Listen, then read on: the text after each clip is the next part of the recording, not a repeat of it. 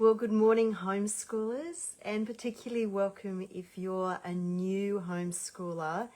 I'm really pleased to have you here this morning and to chat with you. My name is Karen. I run Simply Homeschool, and I homeschooled my own 4 kids for over 20 years. And this morning I've got five big things for you that are actually really achievable in homeschool. So the 5 things that we're going to talk about this morning are building community, growing relationships, how to find your unique homeschool space that's just right for you, how to relax and find your flow, which is a really good thing, and how to find the support that you need to homeschool really well. So they're the 5 things that we're going to cover this morning, and really if you can get these things right, this journey is going to be amazing. And we want you to feel really confident. So first, it would be great if you could pop into the chat. How old are the kids that you are about to homeschool or have just started homeschooling? If you give us some ages, that's going to give us a little bit of indication. It builds community. In these lives, it's our first point is actually community. And building community is vital to your homeschool journey. And so I invite you to pop into the chat this morning. How old are the kids that you're going to be homeschooling, or that you would like to homeschool, or that you have just started homeschooling? And that helps us to feel connected to each other. And to share with each other ideas and thoughts and support and community. I'll tell you a little bit about mine while you're doing that. So Christine is new to homeschooling and she has a 14-year-old. Welcome, Christine. I have 4 kids, as I said. So my eldest is 26 and my youngest is 15. And my older 3 kids never went to school at all, and my youngest has now been to school for 1 year. Welcome, Amy. Amy has a 10-year-old, an 8-year-old, and twin 5-year-olds, and she's excited to figure out how to start on this journey. And Amy, I'd love to help you with that. So hopefully the things that we're sharing this morning will be really helpful for you. And so first of all, we're going to talk about community, because building community both for yourself, so a community around you as a homeschooling parent, and a community around your kids is really important for surviving this long term. Okay, and so there are a few places that you can find that. So there's community online and there's community face to face. And online, there are actually lots of options for you. There's lots of different community groups. We have a community group in Simply Homeschool, which I think is my favorite place in Facebook. I'm not on Facebook very often, but I think that community group is one of the nicest community groups on Facebook, and we invite you to join our community group as part of your support community and your support network. There are lots of other community groups as well online. And then when you start to think about community for your kids online, there are things like classes. I know that we run classes and the kids really enjoy being able to interact with each other in that. And so that can be quite a fun place for them online as well. And then there's face-to-face things. And your face-to-face things can actually be either homeschoolers in your community or just other activities in your community that your kids really enjoy. So it might be their dance class, their sporting team, church group, scouts group, lots of different ways that your kids can have relationships with other kids. And it may even be maintaining relationships that were from school. So this community thing is really important. And we also run camps. We've got 5 camps in 5 states this year. And those can be really important as well. Okay, next question for the comments. I invite you to put an emoji into the comments. Actually, you might like to do 2. One emoji for how you're feeling and about starting your homeschool journey, and one emoji for how your kids are feeling about starting this homeschool journey. And I think there's a whole range of emotions that people feel as they start their homeschool journey. So everything from being very excited to being a little bit anxious to being really confident to being not sure about some of your decisions, but knowing that you want to do this. How are you feeling about starting your homeschool journey? And how are your kids feeling about starting this homeschool journey? And we want to support you with that. So, Christine, I love it. So she's sort of looking a little bit gobsmacked there, and it can be overwhelming. Yeah, thank you so much for sharing that. I'm not sure if I think the information. Amy, that's great. I love the one with the head blowing up. I'm assuming, Amy, that the first one is you and the second one your kids are thinking it's going to be a party. I think emojis are really helpful for explaining how we're feeling and how our kids are feeling. It's because there are a whole range of emotions as you start, and this is one of the reasons that it's really good to find a supportive community, because emotions need relationships. And that's actually my second point. Okay, so first point is find yourself a community. So whether that's to start with, whether that's online. Yeah, Kim, you've got the same. I think you've got the same one as somebody else, just up a little bit. The information overload is overwhelming. Kim's looking pretty happy about starting. Thanks for sharing your emojis. That's super helpful. So as you carry those feelings and as you walk with your kids into this new journey, I want to say first of all that relationships are actually the most important thing. When you get to the end of your homeschool journey, the thing that's going to matter most is not which curriculum you did or how many hours of learning you did a day or how good your timetable was or how many different activities you went to. What will matter most? Thanks, Marissa. That's yeah, okay. Yeah, so your kids are thoughtful and you're going, oh my goodness, can I do this? Yes, you can.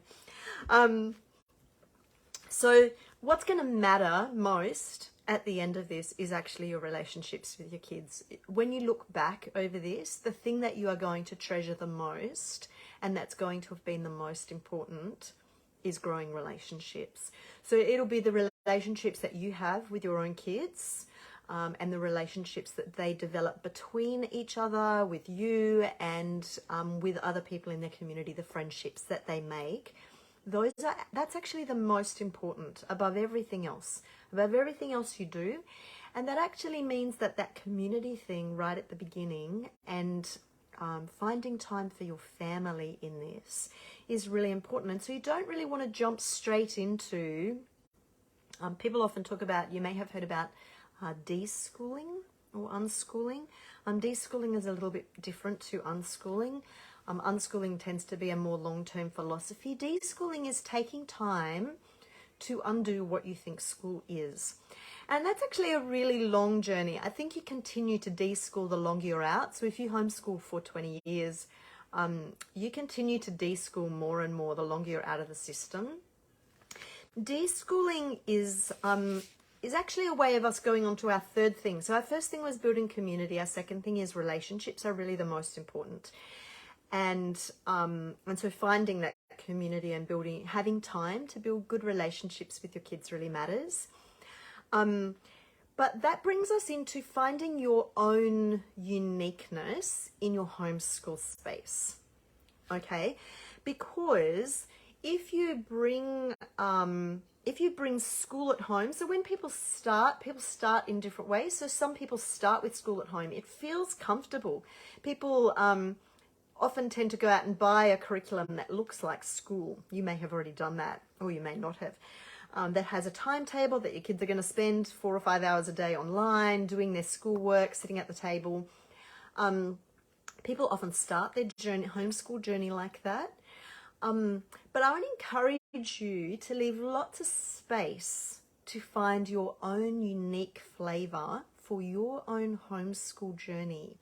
And so that can be part of the, so Marissa says this is their 5th year of homeschooling and they de-school a lot, especially when wants and needs change. Where I started my journey and where I am today is vastly different. Yes, Marissa, it changes over time. You're right. It really, really changes over time. And so people often do start with that school at home thing. People often find simply homeschool after they start with that school at home thing because school at home feels comfortable. So often when you first go to start homeschooling, people sort of feel comfortable signing up for school at home because it looks like school. But the reason you could actually post, actually a really good thing to pop into, another really good thing to pop into the chat is, why have you made the decision to homeschool? You could just put one word about that. Is it because you want more time with your kids? Is it because of learning? Is it because school has been tricky and had difficult things in? Is it because your kids have special learning needs? Is it because you're traveling or you just want to spend more time with your family? What are the reasons that you're starting homeschool? Okay, so Kimmy is full-time travel. That's pretty cool. We have quite a lot of families in Simply Homeschool that are traveling full-time. What are the other reasons that people have started homeschooling or are starting homeschool? So when I first started homeschool, it was a decision that I made based on, I had been a teacher, I loved teaching, and I realized that I loved my kids more than another teacher could love my kids. And I knew that if they went to school, their teacher wouldn't love them as much as I did, and I wouldn't love the kids that I went back to teach as much as I love my own kids, and so I decided that I really wanted to teach my own kids. Amy said they're traveling full time, and also she wants to increase her kids' confidence in themselves. Yeah, and Amy, that really feeds into finding your unique family flavor. Christine says her daughter has ASD and was sad every day at school, and she just wants to see her happy.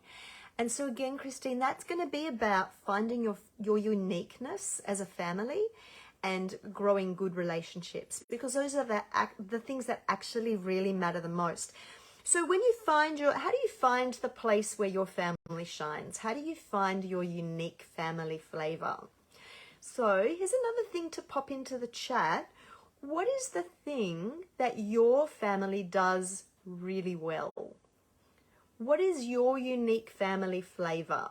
So do you do food really well? Do you do outside time really well? Do you surf together? Do you play music together?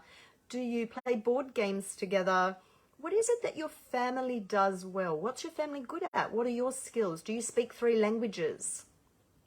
What are the things that, do you love traveling together? What's your thing? Because that's part of your flavor. It's a good starting point.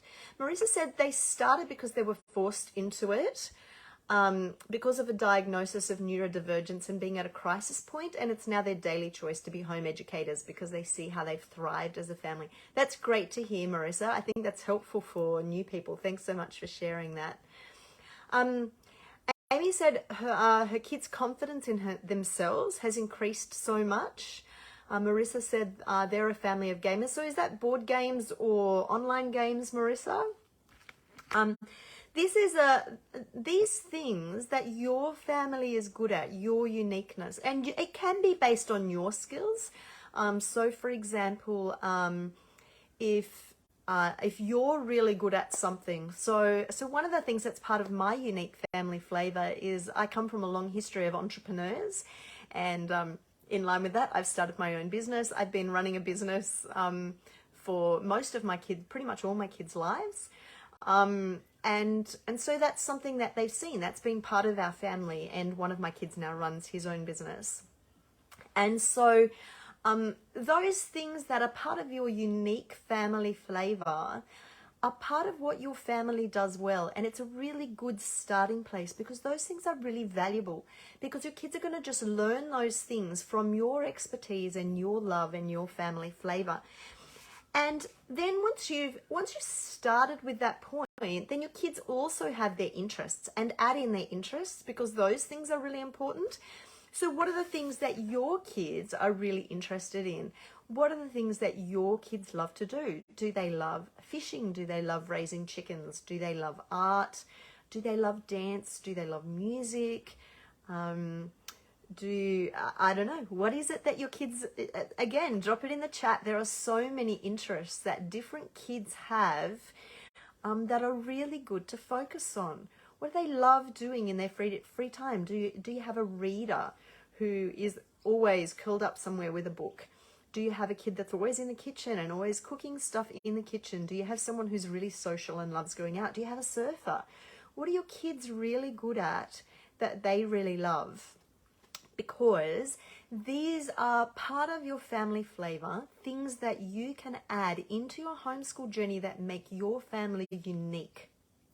When you add these things in that are part of your flavor and your specialty and the things that your kids love, this builds your uniqueness and helps you to find the things you're really good at. And you want to make sure that whatever else you add to your homeschool journey after that, whatever you may add in some textbooks or online learning or curriculum, whatever it is that you add in, make sure it fits with that stuff. So if you're traveling, or if your week is actually pretty full because of your kids' interests and the way your life operates, you want to make sure that any lessons or curriculum that you choose doesn't impede on that. You don't want to be taking away from your family uniqueness and your kids' beautiful interests to pull them into sit-down learning. You want to find some kind of learning that fills the gaps that you don't naturally provide. So for example, let me give you a couple of examples. You may not do sports super well. And so that may mean that you put your kids into some kind of sport thing. It might be gymnastics, or it might be parkour. It could be you go to a yoga class together. If you have a teenager, you might sign up to a gym together. You might just decide you're going to go for a walk every day with your dog. Good for your dog, good for you, good for your mental health, good for your kids. What do you need to add in so that you've got everything covered? Because you do need to show how you're going to cover the curriculum. That's one of the requirements for homeschooling. And what is it that you can add in from the outside? Once you've got your uniqueness and your kids' interests and the things that you're naturally good at and just naturally flow from who you are as a family and who they are and who you are and your unique space, what do you need to add in? And that's a really good place to start thinking about whether you sign up for some online classes. Like science might not be your thing, so you might sign up for an online class. Cooking might be your thing. We have a cooking class coming up. Art might not be your thing. We have an art class online. We've actually got a link connected to this for our website, and part of on our website you can go to our shop and sign up for online classes, and you can just find those to fit. And that's really important, to find something that fills the holes that you feel strongly you need to fill, and fit those in into the gaps. I often talk to people, particularly new people starting up for homeschool, put your rocks in first. Okay, so your rocks are your big things, your family relationships, holidays, things that you want to slip into your life first. And then you put your gravel in. And so that's all the other bits and pieces that you do in your week. It might be appointments that you need to go to. It might be surfing 3 mornings a week. It might be taking the kids to the skate park a few days a week. It might be scouts. That can be anything. They're all the things that you really want in your life. And then your curriculum is kind of your sand. It's the stuff you want to fill in around the edges so that you've got everything covered that you need to have covered, and make it easy for yourself. Choose things that fit in around the edges of what you do. And that leads on to our fourth thing. So remember, our first thing was building community, really super important. Second thing is relationships. And the relationships are part of your community. And possibly they should be the other way around. Relationships come first, but you kind of need the community for part of the relationships. 3 is finding your unique flavor, what's yours as a family. Number 4 is relax and flow. Okay, let's talk about that for a minute. You don't need a timetable. Now, in some states, they'll say you need a timetable. You got to give them, when you register, you got to give them what they ask for. If they say you need a timetable, make a timetable, just give it to them. But in actual fact, in your day-to-day life, you want to be able to relax, have time for relationships, and find your flow. And flow is different to timetable, okay? Flow is really important. Now, have a think about this for a minute. And I've said this in a couple of lives before. Actually, I think a few lives back, we had a big chat about flow. You could go hunting for other lives. Your flow is that space, and you'll probably be able to find it for yourself as an adult. So think about this just for yourself, okay? Your flow is just space where you're doing something and you get so caught up in it that you're really, really conscious of what you're doing. Time ceases to exist outside that. You're really, really concentrating on the thing that you're doing, and you sit in that space and you're getting your very best work done. Now, how long is your flow? Okay, so for me, my flow is about 1 hour and 50 minutes. I find it hard to get into my flow. It's actually hard to concentrate, and sometimes I've got to think I'm just going to do this for 10 minutes, and that actually gets me into my flow. Once I'm in there, I stay in it really, really well. I hate being interrupted. So I sit in my flow, and I sit tight in my flow, and I'm concentrating really well, and I'm super productive. And then my attention starts to wane. I'll notice a noise. I'll start to feel hungry. I'll feel thirsty. I get distracted. I want to click on Facebook. All this stuff starts to distract me. That's the end of my flow time, okay? At the end of our flow time, we often don't feel good. And we need to kind of get out of our flow time. So for me, getting out of my flow time is getting out of my chair, getting a drink of water, turning the kettle on to make a cup of tea, go outside, have a look at my chickens, check my veggies. I love watching them grow. Chat to any of my kids that are here or any of my staff that are here. Conversations, go to the loo. These are the things that I do to recover from my flow, okay? I would say that teaching your kids how to identify, how to get into their flow, how to actually have the skills to get in there, to stay there, to be productive in their flow, and to come back out well is possibly one of the most important skills you can teach your kids. Whatever else it is they're doing, teach them to do this, okay? How long is your flow? That's a thing you can think about and drop into the chat below if you've ever thought about that before. And how long are your kids' flow? Because you can actually help them to deliberately increase their flow. You can talk to them about flow. There's lots of Google stuff you can Google and find out more. But your flow helps you to relax because you're no longer driven by, we've got to start school at 9 o'clock, we've got to stop for morning tea at 10:30. You want to think about your flow instead, and your kids' flow, and how to help them do their flow the best. So if they know that their first flow in the day is only about half an hour, like they might be younger or they might not have a good flow skill yet, and there's one important thing you really want them to get done, you're going to help them to get into their flow, to get that one really good thing done. And then when they come out of it at the end, they can actually feel unsettled and uncomfortable and cranky even, or hangry, hungry and cranky at the same time. And so you might help them to come out of their flow at the end by having a snack ready for them. Hand them their water bottle and send them out to the trampoline. So you might help them get into their flow by making sure they've got a good space and you're prepared, so they've got everything that they need, and you've read through the lesson, you know what they've got to do, and that supports them to get into their flow, to stay there, to not get distracted. And when they start to come out, then help them get out well. So getting out of your flow well means doing what you need to do to get back into really good headspace.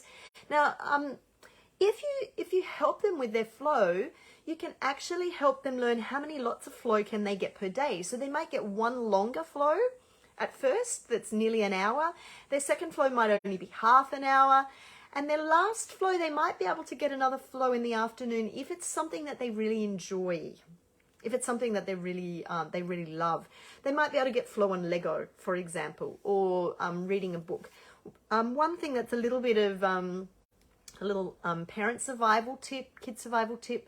When I was homeschooling all my 4 kids and they were pretty young, we had an hour after lunch when nobody was allowed to talk to anybody else. It took me quite a long time to build that up. We had to start small. They could have things, they had to be in a space by themselves. We didn't have enough bedrooms, but I spread everybody out. Had to be in a space by themselves. They couldn't talk to anybody else. They could listen to an audio book. They could read. They could draw. They could play Lego. They could play with other toys. But the goal was to get to the end of that 1 hour. And that's kind of flow, okay? That was really important for my headspace, really important for their headspace, really important for family peace. So that was part of our homeschool flow. Okay, so we've done community, relationships, uniqueness, flow, last thing, support. Find yourself the support that you need to do this well, okay? In Simply Homeschool, we provide support for curriculum, for registration, for questions. You can actually call our hotline and chat to somebody. You can email us. You can join our community group and ask questions in there. Thousands of supportive homeschoolers and people who've been homeschooling all sorts of lengths of time for all across Australia. And so we want to walk this journey with you. That's part of what we do. Whether you've decided how you're doing homeschool or not, we're happy to help you. We're happy to talk with you and help you get through that making decisions. Your community and your support are a little bit different, particularly when you're first starting, okay? So what I suggest is you find a community of people that become your tribe. So these are people that are homeschoolers or that you enjoy spending time with, and they become your friends and your community, whether it's online or face-to-face, for you or for your kids, they're your community. But your support are your mentors. And I encourage you to try and find 1 or 2 people that are really good support for you that you can ask all your questions to. Now that can be a friend that you know or somebody that you meet through your community, or it can be in our community, like our Simply Homeschool community group, or even our support staff. Because if you ask questions in the big groups, you'll get 100 answers, okay? Because there are really 100,000 different ways to homeschool, because each family is unique. Find somebody that you click with. Find somebody that you respect their opinion, that you like their style, and start there. Just choose it as a starting place. It's not going to be who you are eventually, because like Marissa was saying, there are so many different ways to do homeschool. I've just realized there's so many different comments down in here as well that I hadn't scrolled down any further. So we've got kids that love to eat, kids that are creative, art, PC games, reading, cooking, craft, creating art, craft, fishing. One of my kids love fishing. Reading, surfing, skating, cooking, drawing. The digital space is huge in our home. PC games to digital drawing, crafting, learning through YouTube tutorials. Yeah, that's a really good way to fill in gaps too, Marissa. Learning to crochet, sew, getting help through. Yeah. So all those skills are things that you can actually learn online through online classes or through YouTube. Yeah, well done. That's really super helpful as well. And I just want to say, as I finish up, so find yourself community, online or face-to-face or through our community group. Concentrate on your relationships with your kids and helping your kids build relationships with other people. Find your unique family space first. Help your kids find their interests, what's unique in your family. Focus on those things and then fill in the gaps. Find your flow. Find your own flow. Find your family flow. Help your kids find their flow so that you can relax into your flow. Find your sweet spot. Don't start with a school timetable. Start with what's unique about your family and finding your flow, your kids' flow, your family flow, and what feels good and right to you and works in your family. And that may be completely different to school. That may be we go to the beach first thing in the morning, we come home and cook a big breakfast, and then we settle into school at about 10:30, 11. Okay? Find what works in your family, find your family flow, and then get the support that you need, okay, to help you do this. We are here to walk this journey with you. And I really do think that as you work through these things, you got this. You got this. You really can do this.